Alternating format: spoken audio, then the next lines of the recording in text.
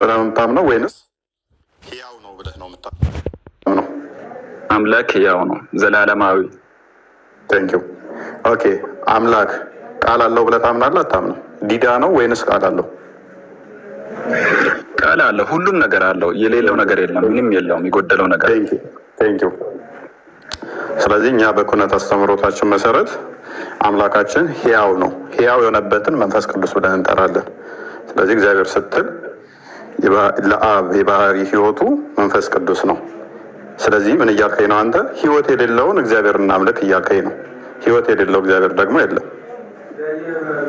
ሕይወት የሌለው እግዚአብሔር ስለሌለ ሕይወቱን የባህሪ ሕይወቱን መንፈስ ቅዱስ ብለን እናመልከዋለን። ሎክ የባህሪ ሕይወት ማን ነው? መንፈስ ቅዱስ ነው። ቃል የሌለውን እናምልክ እያልከኝ ነው። የባህሪ ቃሉን ደግሞ ወልድ ወይንም ልጅ ብለን እናመልከዋለን። ቃል ስላለው ማለት ነው። የኛ አምላክ ቃል አለው። ቃሉን ደግሞ ወልድ ብለን እንጠራለን። ወልድ ለአብና ለመንፈስ ቅዱስ የባህሪ ቃላቸው ነው ብለን እናምናለን። ልጅ ከሆነማ ሁሉም ሁላችንም እኮ ልጅ መሆን እንችላለን። ኢየሱስ ክርስቶስን እኮ አምኖ የተቀበለ ሁሉም እግዚአብሔር ልጅ እንዲሆን ስልጣን እሱ ላይ እንመጣለን። ልጅ እንሆናለን ብለሃል።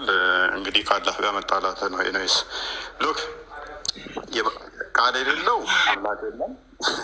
ቃል የሌለው አምላክ የለም። በዚህ ላይ ተስማምተናል።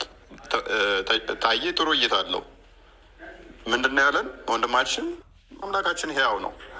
ሕያው የሆነበት እንደኔና እናንተ ነፍስ ተሰጥቶት አይደለም። አምላክ ያ ሕያውነቱ ከእርሱ ጋር ያለ ዘላለማዊ አካሉ ነው አይደለ? ዘላለማዊ አካል ነው ያ ሕያውነቱ አይደለ? ዘላለማዊ ነው። ልክ እንደ እጁ፣ እንደ እግሩ፣ እንደ ፊቱ፣ እንደ ባቱ እንዳለ ሕይወቱም ራሱን የቻለ ዘላለማዊ አካል ነው አይደል? ከእሱ ባይነጠልም፣ ነገር ግን የአላህ ሕይወቱ እጁ ማለት አይደለም፣ ጠፍሮ አይደለም፣ ወይም ደግሞ ባቱ አይደለም። ግን ከባቱ በፊት የነበረ ወይንም ደግሞ ከባቱ በኋላ የነበረም አይደለም። አብሮት የነበረ ሆኖ ነገር ግን አንዱ አንዱን ያልሆነ ነው አይደለ? ስለዚህ እኛ ምን ብለን እናምናለን? መንፈስ ቅዱስ የአብ የባህሪ ሕይወቱ ወይንም ደግሞ ስንፋሱ ብለን እናምናለን። ያለ ሕይወት አምላክ ነበረ ብለን ስለማናምን ማለት ነው። ቃልን ደግሞ ወልድ ወይንም ከሱ የተገኘ ከሱ የሚወጣ ያለ ዘመን መቀዳደም ያለ ቦታ መለያየት ብለን ከሱ የሚወጣ እንደመሆኑ ልጅ እንለዋለን። ቃል አለውና ዲዳ አይደለምና አምላካችን ቃል ብለን እንጠራዋለን። ስለዚህ እግዚአብሔር ስትል አንዱን እግዚአብሔር ስትል ቃል የሌለውን እያልክ አይደለም። አብን ስትል አብ ባልክበት ቅጽበት ላይ አባት እያልክ ነው። አባት ያለ ልጅ አይደለም እና አባት ብቸኛ አምላክ አባት ስትል ልጁን ሪፈር እያደረግክ ነው። ልጁን እየነጠልክ አይደለም። ሕይወቱን ሪፈር እያደረግክ ነው። ሙት እያልክ አይደለም። ስለዚህ ሕይወት አለው፣ ቃል አለው፣ ልብ አለው። እሺ አሁን ያልገባኝ ነገር አለ። አሁን ወደ እኛ ጋር ወደ አነሳኸው ልምጣለ። እኛም ልጅ እንባላለን። ስለዚህ ለምንድን ነው ልዩነቱ ነው? አዎ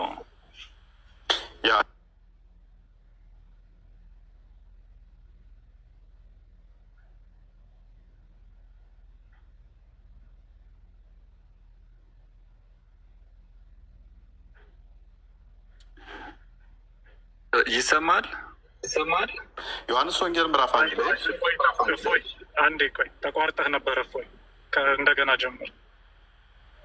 ኦኬ የለውም ነበር አልነበርክም። አሁን መጥተሃል። ልክ ልጅ የሚለው ኤክስፕሌን ልታደርግ ስትል የጠፋ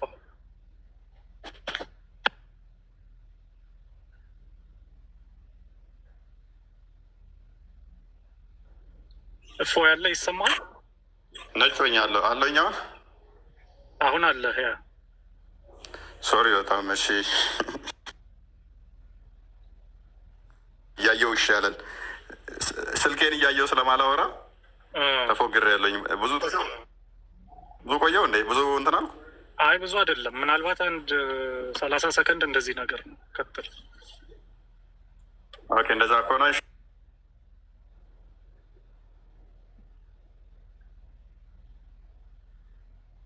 እንደገና ጠፍተሃል። እፎይ ሲጀምር ነው እንደሚያቋርጠው።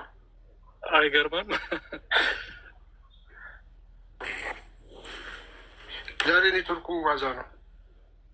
ኦኬ ያለውን አሁን መጥተሃል።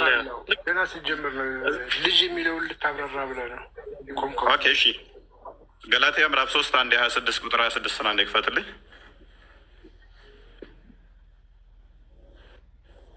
እኔ መኪና ውስጥ ነኝ ያለሁት። እኔ መክፈት አልችልም። ቤላችሁ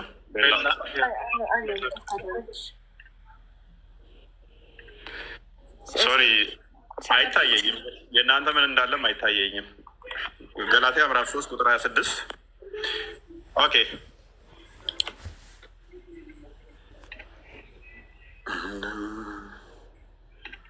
እሺ ተህ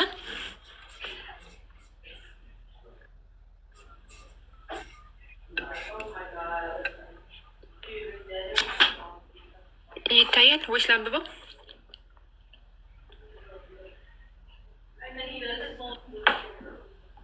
ኦኬ እሺ፣ ኔትወርክ አይሰራም ወይ ተዘግቶ እንዲሁ እንትን ብትለው ነው የሚሻለው። ካሜራ ሳበራ ነው እንደዛ የሚሆነው። እስቲ ቆሻታ ይብሳል ማለት ነው። እሺ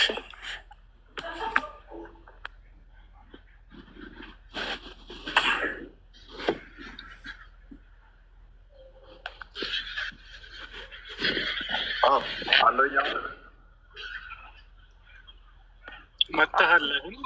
እየተቆራረጠ ኔትወርክ እያስቸገረኝ ነው። ቀጥሉ ወይንም እናንተ አሁን ትሰማለህ? ኔትወርክ እንትን እያለ ነው። አሁን የመጨረሻ ሞክረው። ኔትወርክ ቀየረ። እሺ ኤንዌስ ታየ እነሱ ቀጥሉላል። የተወሰነ ልበልበት። እኛ ልጆች ስንባል በእምነት በኩል ነው። ገላትያ ምዕራፍ 3 ከቁጥር 25 ጀምረ ስታነበው እምነት ወደ እኛ እንደመጣ አስቀድሞ ሕግ እንደነበረ ያም ሕግ ሞግዚት እንደነበረ ይናገርና በእምነት በኩል ደግሞ ምን ተባል? በማመን ነው። በማመን በክርስቶስ በማመን ልጆች ተብለን ተጠራን ማለት ነው።